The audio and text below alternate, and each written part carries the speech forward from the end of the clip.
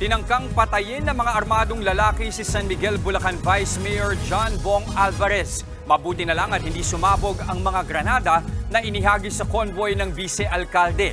Nasa frontline ng balitang yan, si Gary De Leon. Sa pool sa video ang pag-arurot ng riding in tandem na ito sa barangay Poblasyon sa San Miguel, Bulacan. Halos mag-counterflow sila sa pagmamadaling makalayo sa lugar. Bago niyan, binubuntutan na daw ng riding in tandem ang convoy ni San Miguel Vice Mayor John Bong Alvarez na galing sa kanilang bahay. Nang makalapit sa sasakyan ng vice-alkalde, ay dinikitan nila ito ng granada. Yung granada dala nila ay ididikit lang. Pagdikit sa sasakyan, sabay puputok. Parang yun ang ayon sa pagkakaalam ko. Hindi naman sumabog ang granada na balot pa ng tape. Hinabol ng mga bodyguard ni Vice Mayor Alvarez ang mga sospek. Para hindi maabutan ay naghagis ulit sila ng granada. Pero di pa rin ito sumabog. Yun nga lang, nagawa ng mga salarin na tumakas. Ligtas namang nakababa ng sasakyan si Vice Mayor Alvarez at pamilya nito.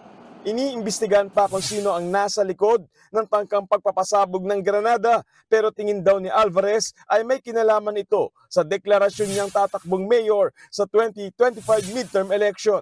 Minsan na rin daw siyang na-ambush noong 2012 na magdeklara rin siyang tatakbo bilang mayor. Nahuli at na-convict ang isa sa mga suspect sa tangkang pagpatay sa isang pulis. Matinding takot ang naranasan ni Vice Mayor lalo't pat wala raw siya mga police escort. A week before po na mangyari ito, ang aming pong chief of police ay tinanggalan po ako ng police. Yung isang police ko po, tinanggal niya. Sa hindi ko po malamang dahilan. Sinubukan namin kunin ang panig ng hepe ng San Miguel Police, pero nagpasabi lang ito sa kanyang mga kawani na wala siya sa presinto. Nagbabalita mula sa frontline, Gary De Leon, News 5. Mga kapatid, Jess De Los Santos po, huwag magpauli sa mga umaaksyong balita at napapanahong issue sa bansa. Para sa mas malawak na balitaan, mag-subscribe at mag-follow sa social media pages ng News 5.